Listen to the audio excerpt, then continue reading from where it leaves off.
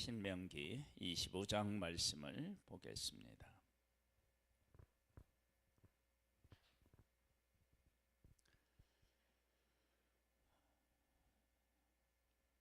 죄를 지은 우리에게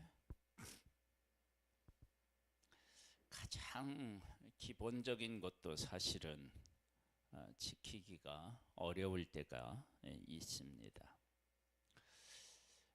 이런 일이 우리 가운데 있을 수 있어요. 한번 보겠습니다.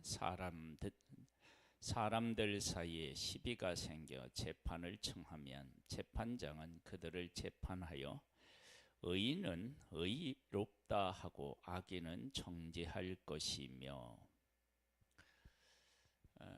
의로운 사람을 의롭다 하고 악인을 악하다고 그렇게 하는 것이 참 어려울 때가 있습니다. 권력 앞에서 그럴 수도 있고요. 사랑이라고 하는 이름 앞에서도 그럴 수 있고요. 내 편이라고 하는 것 때문에도 그럴 수 있고요. 그래서 우리 사회의 그 아픔과 큰 상처를 가지고 살아가는 사람들 중에 내가 아닌데 왜 내가 이런 누명을 써야 되느냐, 그런 경우가 참 많습니다. 하나님은 의인은 의인이라고 하고 악인은 악인이라고 하라고 말씀하십니다. 이게 참 어려운데, 때로는 어려운데 그렇게 하라, 그렇게 말씀하십니다. 악인에게 태형이 합당하면 재판장은 그를 엎드리게 하고 그 앞에서 그의 죄에 따라 수를 맞추어 때리게 하라. 40까지는 때리려니와 그것을 넘기지는 못할지니 만일 그것을 넘겨 매를 지나치게 때리면 네가 네 형제를 경히 여기는 것이 될까 하노라. 분명히 잘못한 사람이 매를 맞는데 그 매 맞는 것이 그 잘못한 것에 대한 대가, 그것을 지불하게 해야지 인격적으로 모독하거나 그래서는 안 된다.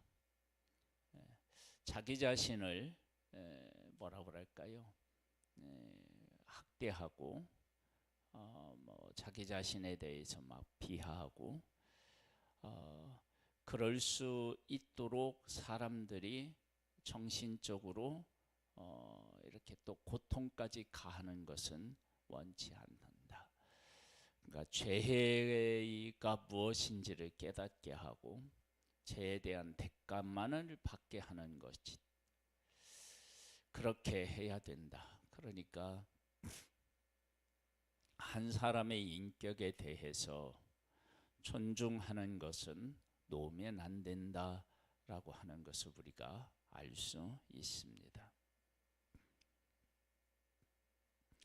곡식 또는 소에게 망을 세우지 말라. 일을 시키는데요, 이렇게 망을 안 씌우면요, 사실은 뭐가 어렵느냐면 일 시키기가 어렵습니다. 그래서 일 시킬 때 망을 세우는 경우가 많습니다. 왜냐하면 그 망을 씌우지 않으면 소가 자꾸 어떤 이제 소가 먹는 음식을 여물이라고 예전에 했잖아요. 그렇게 소가 일을 하다가 배고픈 거나 그러면 자꾸 먹어요. 소는 대책임질할 수 있잖아요. 먹고 나중에 이제 소화시키고 그러는데 이렇게 먹어서 일을 제대로 못할 수도 있어요. 그런데 망 세우지 말래요. 그러면 이것을 나중에 그 신약에 와서는 어떻게 이 말씀을 인용하느냐 그러면 소에게 망을 씌우지 말라는 것이 소를 걱정함이냐. 그러니까 일하는 소를 긍휼히 여길 수 있다면,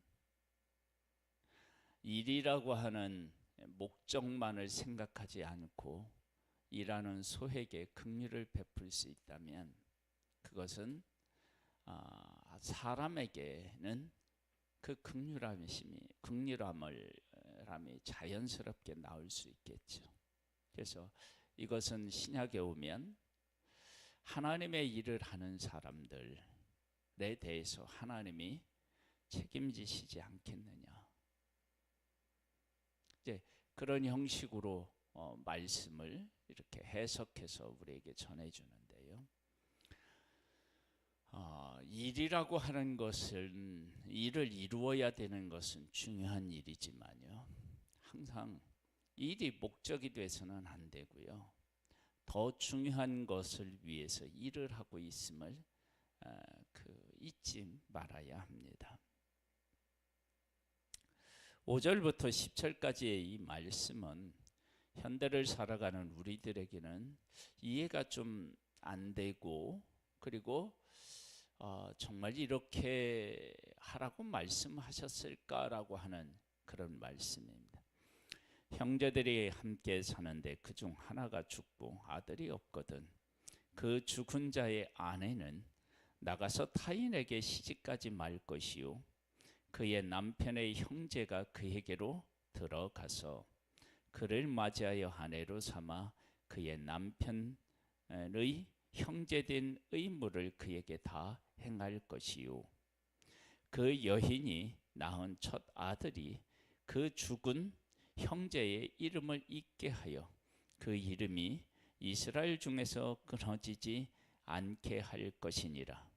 그러나 그 사람이 만일 그 형제의 아내 맞이하기를 즐겨하지 아니하면 그 형제의 아내는 그 성문으로 장로들에게로 나아가서 말하기를 내 남편의 형제가 그의 형제의 이름을 이스라엘 중에 잊기를 싫어하여 남편의 형제된 의무를 내게 행하지 아니하니이다 할 것이요 그 성읍 장로들은 그를 불러다가 말할 것이며 그가 이미 정한 뜻대로 말하기를 내가 그 여자를 맞이하기를 즐겨하지 아니하노라 하면 그의 형제의 아내가 장로들 앞에서 그에게 나아가서 그의 발에서 신을 벗기고 그 얼굴에 침을 뱉으며 이르기를 그의 형제의 집을 세우기를 즐겨하니 하는 자에게는 이같이 할 것이라 하고 이스라엘 중에서 그 이름을 신벗김 받은 자의 집이라 부를 것이니라. 기업을 이으라는 거예요. 우리가 이제 우리가 지금 가지고 있는 생각 중에서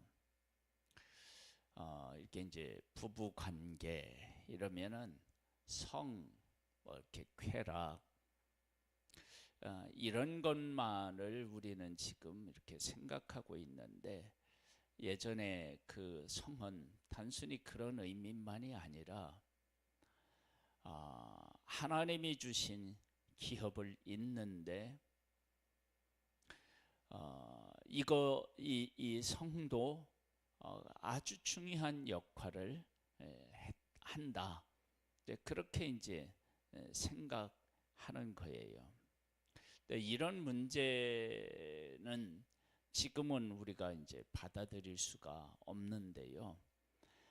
기업을 형제가 하나님으로부터 받은 그 기업을 그리고 그 이름을 남길 수 있다라고 하는 것이 얼마나 중요하게 여겨야 되는지를 잘 말씀해 주고 있습니다. 그러니까 그 이름을 잊게 하라는 거예요. 누구의 이름? 형제가 있으면 그 형제의 이름을 이 땅에서 계속 존속할 수 있도록 그렇게 하라는 거예요. 하나님은 한 사람 한 사람이 이 땅에서 존재하는데, 그래서 하나님께서 말씀하시는 것 중에서 잘못했을 때는 3, 4대까지, 잘했을 때는 어떻게 한다고요? 1000대까지 복을 주시겠다. 아니면 하나님께서 이제 화를 내시거나 저주를 하시겠다. 그렇게 말씀하셨다고요. 그러니까 이 뭐냐면 대를 잇는다는 것에 대한 가치, 대를 잇지 못한 것에 대한 그 뭐라고 할까요? 그 엄중한 그 저주. 그러니까 대를 잇는 것과 대를 잇지 못한 것에 대한 그 차이가 엄청나요. 그러나 하나님은 하나님에게 속한 사람들이 대를 이어서 복의 복을 받기를 원하시는 그런 하나님이셔요. 그런데 그 대가 끊긴다라고 하는 것은 그 사람에 속한 사람, 그 사람과 그 사람에게 속한 사람에게 있어서 이건 엄청난 그 삶의 짐으로 이때 당시에 다가오는 거예요. 그런데 그 이름을 잊게 한다라고 하는 것은 그만한 가치가 있는데, 이것은 우리가 이제 하나님의 뜻대로 살아가는 사람들에게 1000대까지 복을 베풀어 주시겠다. 그런 것은 하나님께서 한 사람 한 사람에게 얼마나 큰 은혜와 사랑을 베풀기를 원하시는지를 알 수 있습니다. 그래서 이제 이렇게 해서 복을 받은 사람 대표적인 예가 누구죠? 룻이죠. 예. 그래서 보아스하고 결혼해서요, 그렇죠? 그래서 그 가문에서 이제 예수 그리스도가 이제 그 후손으로 예수 그리스도가 탄생하는데요. 하나님께서는 하나님이 부른 사람이 그냥 사라지는 것이 아니라 그 이름을 잊고 하나님이 주시는 복을 받아 누리는 것을 원하신다. 이제 이렇게 얘기하면 이렇게 이제 또 하는 사람이 있어요. 그러면 하나님이 죽지 않게 하시면 될 거 아니냐.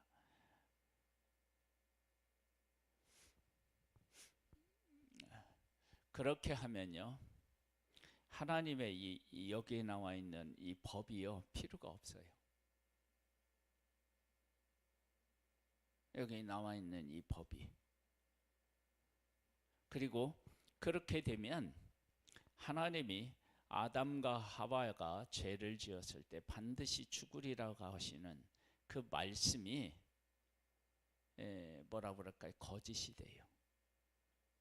한번 생각해 보세요.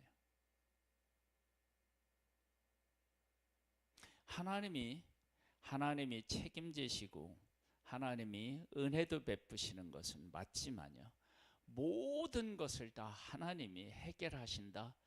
그것은 뭐냐면 아담 하와의 범죄로 인하여서 재해 대가를 받아야 되고 그 가운데서 하나님의 말씀을 지키며 살아가야 된다고 하는 그 큰 틀에서의 원칙이 완전히 무너지는 거예요. 그래서 이런 일이 있을 때 그 곁에 있는 사람이 하나님의 말씀을 따라서 순종함으로 그 짐을 서로 나누어지고 하나님의 뜻을 이루어가는 것, 그것이 바로 하나님을 사랑하는 것이고 이웃을 사랑하는 것이고 그것이 율법이 이루어지는 거예요. 그래서 다 하나님이 하시면 되지 않느냐, 그러면 그건 말이 안 되는 거예요.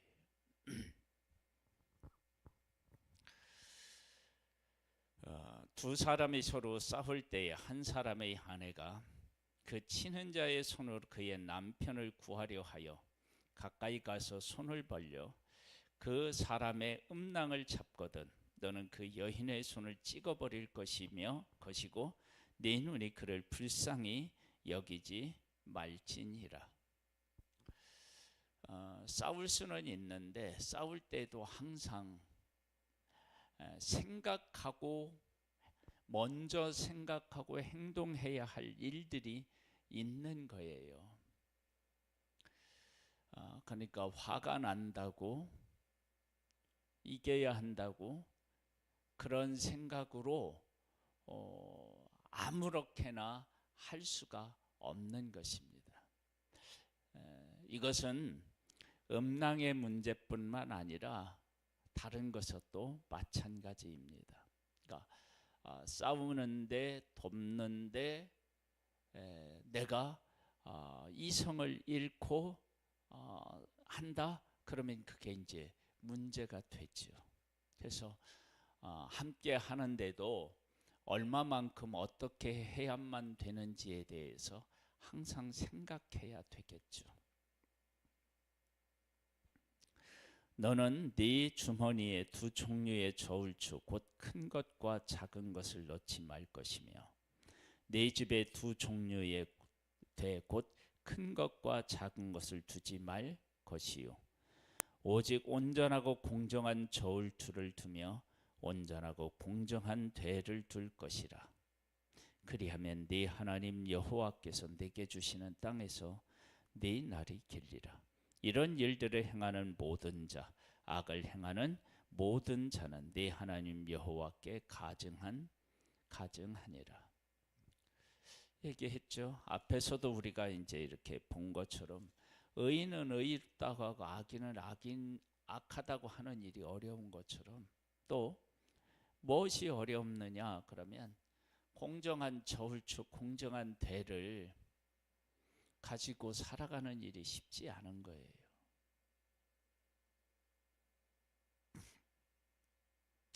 그 품꾼들을, 포도원을 만들고 품꾼을 쓸 때 아침에 일찍 와서 일한 사람도 한 데나리온, 1시간밖에 일하지 않은 사람도 한 데나리온, 이렇게 주잖아요. 왜 그러느냐? 하루 벌어서 하루를 살아가는 사람들에게 있어서 그 돈은 최소한의 돈이에요. 그 이하로 받으면 뭐냐면은 살 수가 없는 거예요. 그러니까 품삯을 주는데 일한 것이 초점이 아니라 그가 일을 해서 한 가족을 먹여 살리는 것에 초점을 두고 품삯을 준 거예요. 그래서 긍휼을 베푼 거죠, 사실은. 그런 마음들이 우리에게 있지 않으면 다른 사람에게 주는 것은 적게 주고요, 내가 가져가려고 하는 것은 많이 가져가려는 인간의 악함이 우리를 지배할 수 있습니다.